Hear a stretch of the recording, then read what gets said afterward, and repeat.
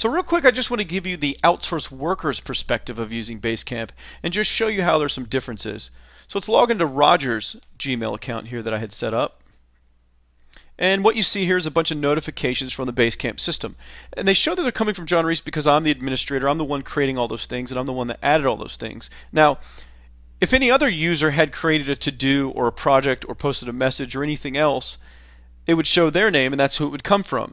So they get emails when every little thing happens in the system. That's what's great about it. Email is still very powerful because that's one of the best forms of communication we have. But this way it just gives us notifications, and you can turn them on and off depending on what you need. But I just leave everything on because that's how it's easy to work with Basecamp, and it's easy for people to know when things are kind of assigned to their attention. But basically, so here's the system. So as you can see, they're getting these messages about things that are going on. Look, it even shows my picture of who posted it. So when people are working together, or you're working together with outsourced workers, it's pretty cool that you can see these HTML emails that you get, and it shows the person's photo and what they're saying, and it kind of makes it really easy to keep track of who's saying what and what's going on. So every time there's something that goes on, when there's a to-do list, boom, they're getting an email, to-do. See this? That 100 keyword list by search volume for the camping niche thing that we added. This person, Roger in this case, knows, hey, you got a new to-do list that was assigned to you by John Reese. Then, of course, here's the one about analyzing the ClickBank products for outdoor stuff. Then, of course, here's the one we were on our little vacation in Paris, that example I gave. So they're getting these great emails, and of course they can click on any of these and go right into that area specifically within the Basecamp account. If they're not logged in, they'll need to log in. So let's log in real quick. This is what you go to when you go to our superawesomecompany.basecamp.com hq.com login page. You get your own custom login page for your business when you create a Basecamp account, so that's pretty cool. So he'd go to the login page and he would log in, and this is what Roger sees. So notice how there's only two projects, research, training. There's no gardening ebooks, there's no gardening articles, there's no John personal. Remember, we set all those projects up in Basecamp, but they're not showing in Roger's account. That's because Roger doesn't have permission to see any of those. So you could have 1,000 projects in your Basecamp account, you could have 1,000 people working for you, and to Roger, he has no clue. He thinks he's the only one. He thinks the Basecamp account is just being used for this research thing in the training center. So all he sees in his main view here is just what's going on projects that he has permission to see. That there are to-dos assigned to Roger, that I posted a message about the research we need done, and I posted a message to kick off the training center. So that's it. So if Roger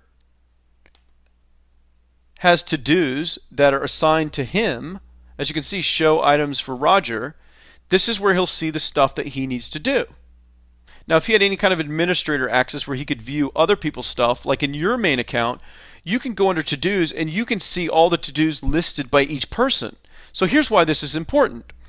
If you had a bunch of outsourced workers, or even two, more than one, or actually even just one, and you wanted to keep track of their progress, at any time, click on the to-dos, and you can see by individual all the different to-do items that are outstanding. You can also see which ones are completed. So it's a great way to keep up with the work that someone's doing and what they're getting done, or in this case, maybe not getting done. You can do the same thing for milestones.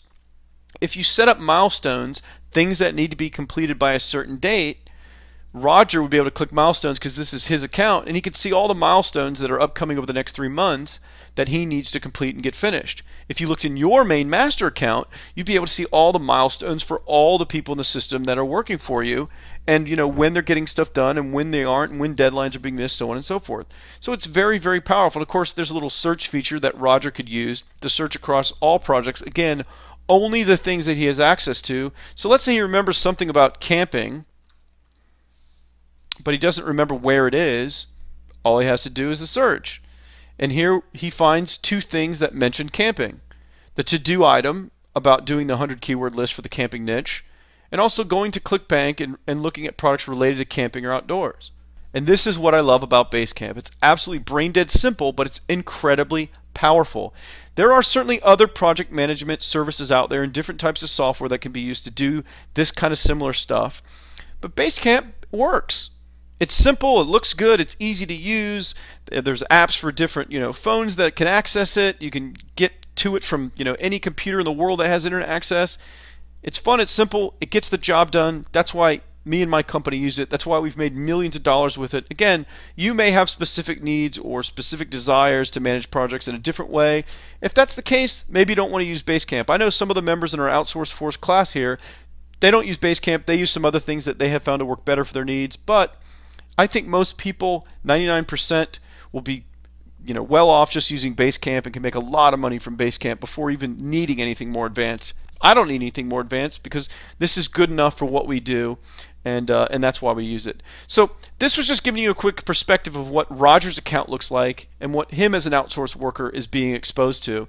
And it kind of gives you a feel for, when you set things up, how it's all working. Your account, you're going to see everything. If you set up a team leader and you give them admin access and you set up the permissions for them to see everything, they'll see everything. If they only get access to certain things, they'll only see those things.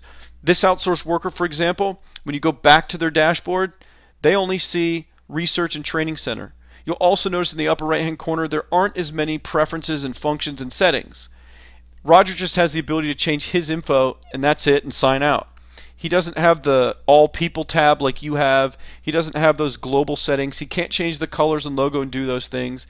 He only sees what you set up for him. That's what's great about Basecamp, the permission system where you can just set up things for different people. So again, just summing this up, Roger logs in, he only sees Research and Training because that's all we gave him permission to see.